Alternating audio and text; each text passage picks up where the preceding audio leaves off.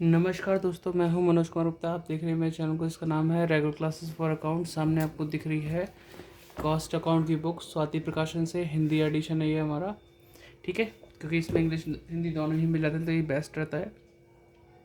तो चैप्टर चल रहा है 14 chapter, reconciliation of cost and financial accounts, और उसका क्वेश्चन नंबर 12 चलेगा। अभी तक अपने 11 तक की वीडियो देख चुके हैं और एक दिन का गैप भी आ चुका, उसमें वीडियो नहीं बन पाई, लेकिन अभी हम फिर से स्टार्ट कर रहे हैं। 12 क्वेश्चन चलेगा। लेकिन अब तक आपने देखा वहाँ पे हम 3 अकाउंट बनाते थे, जिससे कॉस्ट शीट था, फाइनेंशियल अकाउंट था और एक रिकॉन्सिलेशन स्टेटमेंट था, ठीक है।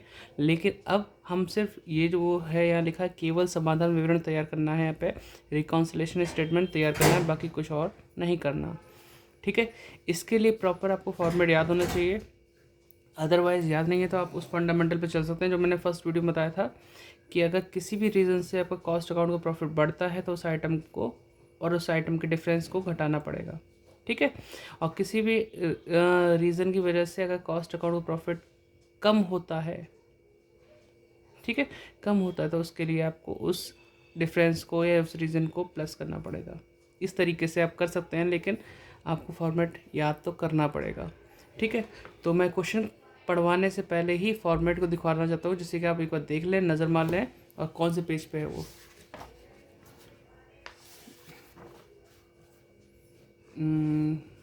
ज़्यादा पीछे आ गए, ये रहा, ठीक है। आपको ये दिख रहा होगा, और नहीं दिख रहा तो मैं इसको स्टैंड को थोड़ा नीचे कर देता हूँ, इसमें आपको क्लियर दिखने लगे। इसका चाहे तो स्क्रीनशॉट भी ले सकते हैं, जिससे कि आगे तक आपके पास ध्यान रहेगा, ठीक है। ये फॉर्मेट आप याद कर लेना कि profit as per cost account लिखने के बाद आप इस तरह से याद कर लो कि overcharge expenses in cost plus होता है, under charge expenses in cost minus होता है।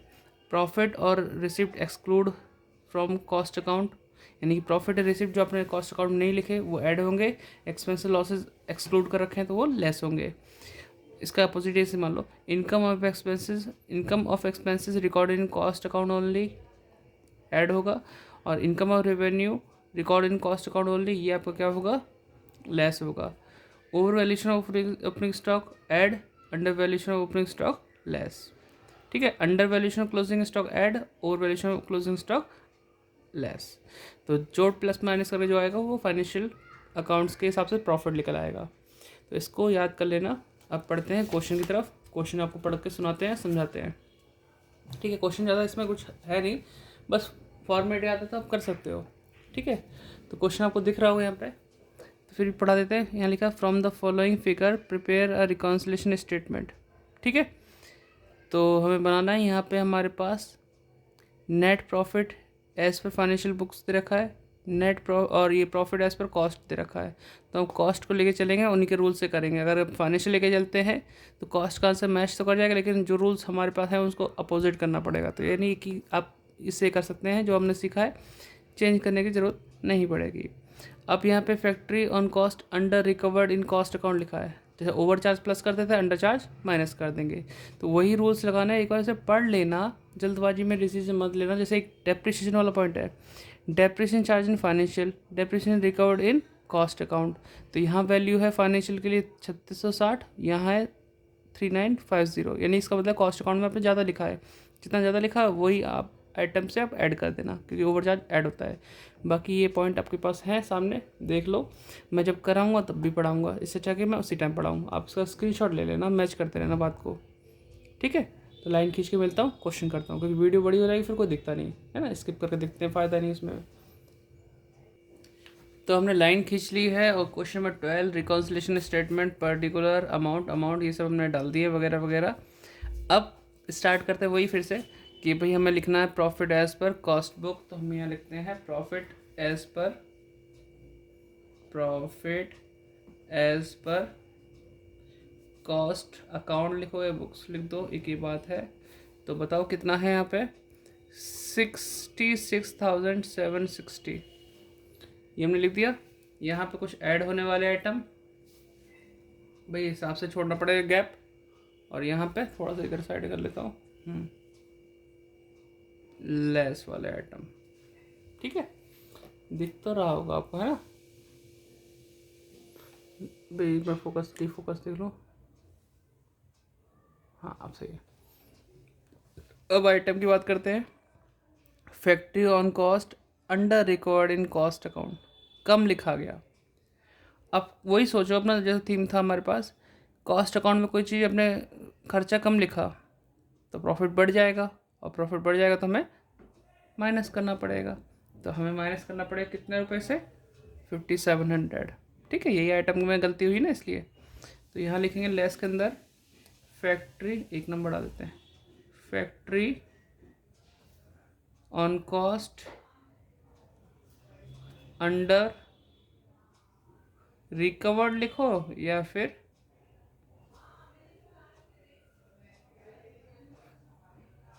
अंडर रिकवर्ड या अंडर चार्ज। ठीक है, इन कॉस्ट अकाउंट कितना था, 5700। फिर under administration on cost under, sorry, recovered in excess लिखा, एक्सेस मतलब ओवर चार्ज, एक्सेस मतलब ओवर चार्ज, ये ऐड में आ जाएगा। तो हम यहाँ लिखेंगे फर्स्ट नंबर एडमिनिस्ट्रेटिव है, एडमिनिस्ट्रेशन है, हाँ,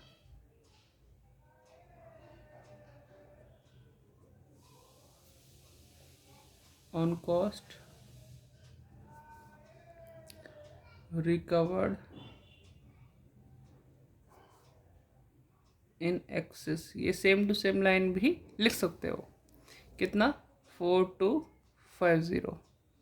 फिर डेप्रिसिएशन के 2 पॉइंट हैं भाई, इसमें चार्ज इतना है, इसमें चार्ज इतना है, तो लिखा जाए तो यहाँ पे कॉस्ट अकाउंट ज़्यादा लिखा है, ज़्यादा लिखा है तो यहाँ लिखो डेप्रिसिएशन रिकवर्ड इन एक्सेस, कितना कितना है एक्सेस, 3950 और 3660, ज़्यादा हो गया यार, ये ज़ीरो ज़्यादा हो गया। ठीक है, तो इसे माइनस करो, 3660। ठीक है, तो माइनस करेंगे, कितना आएगा माइनस करके देखते हैं, 290 के आसपास आना चाहिए। देखो कोई गलती नहीं करना, 3950 माइनस 3660, तो 290 आ गई अमाउंट। ठीक है, लीजिए, बाकी अपना स्क्रीनशॉट ले तो वहाँ से मैच करते रहना, शायद आपको ये छोटा दिख रहा हो, ये बड़ा दिख रहा हो, कोई नहीं। फिर नेक्स्ट पॉइंट आता है interest received but not include in cost account. Interest मिला लेकिन इंक्लूड नहीं हुआ कॉस्ट अकाउंट में। अब सोचो, इंटरेस्ट मिला है लेकिन इंक्लूड नहीं किया। अब मैंने फॉर्मेट में लिखा भाई, वहाँ तो लिखा था कोई भी इनकम अगर नहीं लिखी एक्सक्लूड है तो ऐड होती है।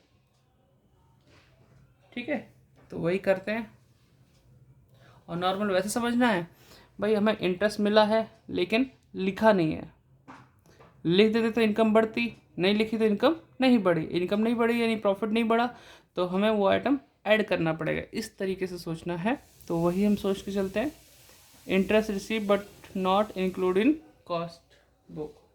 ठीक है, इसी नाम से लिख दो, इंटरेस्ट रिसीव्ड बट नॉट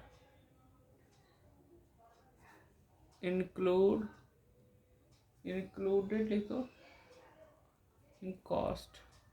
ठीक है, कितने रुपए की अमाउंट थी, 450। ठीक है, अब आगे है bank interest credit in financial book, यानी वही सेम चीज़, बैंक इंटरेस्ट फाइनेंस में तो लिख दिया लेकिन कॉस्ट अकाउंट में नहीं लिखा गया, और नहीं लिखा गया तो फिर वही है, प्रॉफिट बढ़ा ही नहीं, और प्रॉफिट नहीं बढ़ा, यही तो है कोई और। मैं अच्छा, मैं गलत पढ़ लिया, थोड़ा सा नीचे आ गया, इनकम टैक्स वाला बीच में रह गया, income tax provided in financial account यानी फाइनेंशियल बुक। तो इनकम टैक्स वाला जो है प्रोवाइड किया है फाइनेंशियल में, एक ऐसा खर्चा जो फाइनेंस में लिखा है लेकिन कॉस्ट में नहीं लिखा गया। अब कॉस्ट में खर्चा अगर लिखते तो क्या होता, ठीक है, लिखते तो प्रॉफिट कम होता, लेकिन हमने लिखा ही नहीं तो प्रॉफिट बढ़ गया। अब बढ़ गया तो हमें माइनस में लाना पड़ेगा वो आइटम। तो इसी तरह से लिखते हैं यहाँ पे सेकंड नंबर, इनकम टैक्स। भाई पॉइंट का ध्यान रखना, कौन सा ऊपर नीचे, भाई गिनना तुम्हें पड़ेगा, मुझे भी पड़ेगा। इनकम टैक्स, ठीक है, प्रोवाइडेड, सेम ऐसे लिख देते हैं जैसे लिखा हुआ है, प्रोवाइडेड इन फाइनेंशियल बुक्स लिखा है तो बुक्स लिखो, अकाउंट लिखा है तो अकाउंट लिखो। कितने रुपए का अमाउंट था ये? इनकम टैक्स 600 का था। फिर अगला वही आ गया, bank interest credit in financial book. Bank interest financial में लिखा लेकिन कॉस्ट में नहीं लिखा, कॉस्ट में नहीं लिखा तो प्रॉफिट नहीं बढ़ा तो फिर बढ़ा के दिखाओ। Fourth, bank interest credited in financial books लिख देता हूँ, ठीक है, तो 230 रुपये। ठीक है बेटा, फॉर्मेट आता हो तो मेरी आपको ये वीडियो देखने की जरूरत नहीं पड़ेगी, खुद ही कर लोगे। डाउट आएगा तो एक बार देख लेना। फॉर्मेट के खेल है सब। Store adjustment credited financial book, store में कुछ एडजस्टमेंट हुई स्टोर्स में और उसको कहाँ लिखा है? क्रेडिट में लिखा, फाइनेंशियल में। अब यानी फ़ायदे वाला आइटम है तभी तो क्रेडिट में लिखा है, और अगर कोई चीज़ फ़ायदा आपने क्रेडिट में लिख दिया फाइनेंशियल में और कॉस्ट में नहीं लिखा तो प्रॉफिट आपका जो मतलब बढ़ना चाहिए वो बढ़ा नहीं है, और नहीं बढ़ा है तो फिर आपको बढ़ा के दिखाना पड़ेगा। जो इंक्रीज़ होना चाहिए तो इंक्रीज़ तो हुआ नहीं, कम रह गया, और कम रहेगा तो फिर उस चीज़ के लिए प्लस करते हैं। तो सेम लिख दो, store adjustment credited in financial books. कितने रुपए का था? 420, 420 कर रहा है अभी। आगे देखते हैं, depreciation of stock charge in financial account. Depreciation of stock charge in financial account, financial में चार्ज हुआ, कॉस्ट में इसका कोई यूज़ नहीं दिखाया गया। अगर खर्चा दिखाते तो प्रॉफिट क्या हो जाता? कम हो जाता, और नहीं दिखाया तो प्रॉफिट बढ़ गया, और प्रॉफिट बढ़ गया तो आइटम माइनस में आता है। तो इसी सूचना को करते, बाकी फॉर्मेट आप याद करोगे, उस ऊपर पॉइंट लिखे उन्हें भी पढ़ लेना तो क्लियर हो जाएगा। तो अभी ऐसे लिख देते हैं, depreciation of stock charged in financial account, ठीक है। तो ये 860 था, 860 लिख दिया। फिर आगे आता है डिविडेंड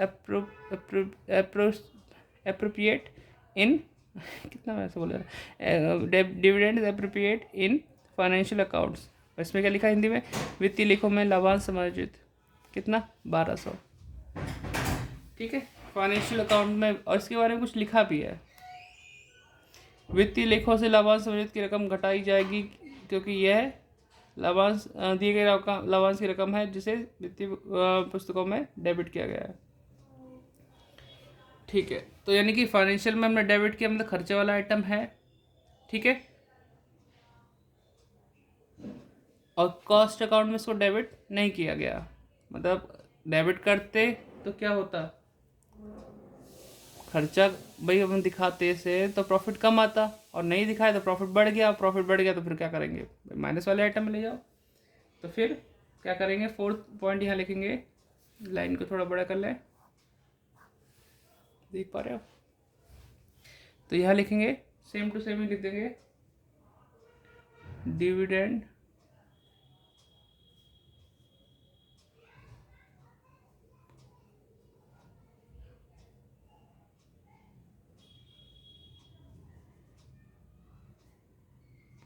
फाइनेंशियल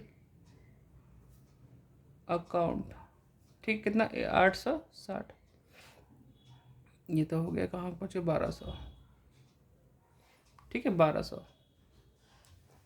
अब अगला है loss due to theft and pilferage provide only financial account, मतलब एक और खर्चा जिसे हमने फाइनेंशियल में लिखा, कॉस्ट में नहीं लिखा, और कॉस्ट में नहीं लिखा तो प्रॉफिट बढ़ गया तो फिर आपको माइनस करना पड़ेगा। यानी कोई भी आइटम जिससे प्रॉफिट बढ़ जाए तो माइनस करना है, और कोई भी आइटम जिससे प्रॉफिट कम रह जाए कॉस्ट अकाउंट का तो उसे प्लस करना है। बस ये सोचे चलोगे तो भी आप कर लोगे, छोड़ के नहीं आओगे।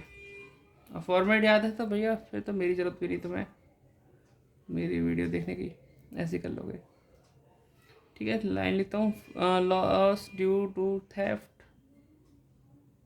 भाई राइटिंग समझना है तो कोई बात नहीं, मेरी आवाज़ भी ध्यान देना, शुरू से ही ख़राब है मेरी राइटिंग।